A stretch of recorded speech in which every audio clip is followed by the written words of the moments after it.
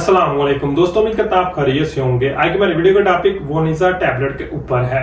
एक बहुत ही नई और मुनफरद मैदे की तजाबियत को कम करने के लिए मेडिसिन को डिस्कस करने जा रहे हैं, जो कि पोटाशियम कम्पिटिटिव ब्लॉकर के तौर पर भी जानी जाती है। 10 मिलीग्राम 20 मिलीग्राम की स्ट्रेंथ में आसानी के साथ मिल जाती है। हिल्टन कंपनी इसको मैन्युफैक्चर कर रही है। बहुत ही अच्छी वेनोप्राजोन इसमें पाई जाती है। तो सबसे पहले अगर हम वोनोप्राजोन के मैकेनिज्म ऑफ एक्शन को देख लें तो आपको इसको समझना मजीद आसान हो जाएगा। तो मैकेनिज्म में ये बिल्कुल उसी तरह काम करती है जिस तरह ओमेप्राजोल काम करती है। इसने इनहिबिट करना होता है हाइड्रोजन आयन को और पोटाशियम एटीपेज एंजाइम को, और इसको हम प्रोटॉन पंप भी कहते हैं। तो फिर ओमेप्राजोल में और वोनोप्राजोन में फर्क क्या है? तो बेसिकली जो वेनोप्राजोन होती है वो डायरेक्टली या कह लें कि रिवर्सेबल बाइंड करती है और फौरी तौर पर अपना रिजल्ट प्रोवाइड करती है। लेकिन जो ओमेप्राजोल होता है वो इरिवर्सेबल बाइंड करता है और कोवलेंट बाइंडिंग होने की वजह से उसकी बाइंडिंग कमजोर भी होती है और इतना ज्यादा अच्छा रिजल्ट भी नहीं मिलता। लेकिन वेनोप्राजोल का रिजल्ट बहुत तेजी के साथ और अच्छा मिल जाता है, जिसकी वजह से आजकल इस मेडिसिन को बहुत ज्यादा तेजी के साथ प्रिस्क्राइब किया जाता है। अक्सर आपने इस टैबलेट का इस्तेमाल होते हुए देखा गया होगा, क्योंकि जिन लोगों को ओमेप्राजोल एसमिप्राजोल कैप्सूल को इस्तेमाल करते हुए पहले आपने देखा होगा, अब वो इस मेडिसिन को जब इस्तेमाल करेंगे तो उनको बहुत ही अच्छा रिजल्ट मिलेगा।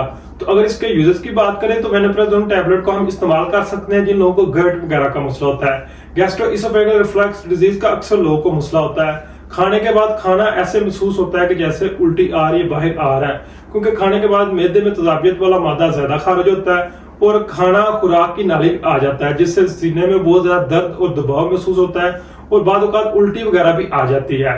इसी तरह जिन लोगों को एरोसिव एसोफेगाइटिस का मसला है उनमें भी हम इसको इस्तेमाल कर सकते हैं। मतलब कि खुराक की नाली में सोजिश वगैरह का हो जाना, खाना खाने के बाद या खाते वक्त बहुत ज्यादा तकलीफ का होना और बहुत ज्यादा सीने में दर्द और जलन वगैरह का महसूस होना, तो खुराक की नाली की सोजिश को कम करने के लिए भी हम वेनोप्राजोल टैबलेट को इस्तेमाल कर सकते हैं। पेप्टिक अल्सर के पेशेंट में वेनोप्राजोल का बहुत ही अच्छा रोल है।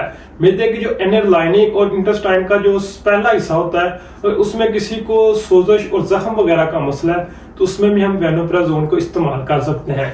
वेनोप्राजोल एच पाइलोरी के पेशेंट में भी उसी तरह इस्तेमाल की जाती है जिस तरह ओमेप्राजोल को हम इस्तेमाल कर सकते हैं। मतलब कि मुख्तलिफ किस्म की एंटीबायोटिक के साथ कॉम्बिनेशन में इसको प्रिस्क्राइब किया जाता है ताकि एच पाइलोरी का ट्रीटमेंट जो है वो सिमिलरली और उसी तरह कह रहे कि आपको रिजल्ट प्रोवाइड हो। इसी तरह अगर किसी को बहुत ज्यादा दर्द वाली गोलियां खाने की वजह से मैदे में अल्सर और दर्द वगैरह का मसला है तो ऐसे अफराद में भी हम वेनोप्राजोल को इस्तेमाल कर सकते हैं। बात करते हैं वेनोप्राजोल के एडवांटेज की। वेनोप्राजोल का एक तो रिजल्ट बहुत तेजी के साथ मिल जाता है, दूसरा इसका जो ड्यूरेशन होता है वो थोड़ा सा लॉन्ग होता है। मतलब कि ओमेप्राजोल के साथ जब हम इसको कंपेयर करते हैं तो इसका ड्यूरेशन थोड़ा सा ज्यादा होता है। इस तरह अगर इसके साइड इफेक्ट की बात करें तो इसके इस्तेमाल से कब्ज वगैरह का मसला भी हो सकता है और डायरिया वगैरह का मसला भी हो सकता है। इसके इस्तेमाल से एब्डोमिनल डिस्कम्फर्ट का मसला हो सकता है, माइल्ड किस्म की एलर्जी वगैरह का मसला हो सकता है। अगर डोज की बात करें तो इसकी 10 मिलीग्राम या 20 मिलीग्राम की टैबलेट को दिन में एक मरतबा हम इस्तेमाल कर सकते हैं, लेकिन इसको खाने से पहले इस्तेमाल करें या बाद में इसका रिजल्ट बिल्कुल सिमिलर है और 1 या 2 घंटे के बाद ये अपना रिजल्ट प्रोवाइड करना शुरू कर देती है और फौरी तौर पर रिजल्ट इसका मिल जाता है।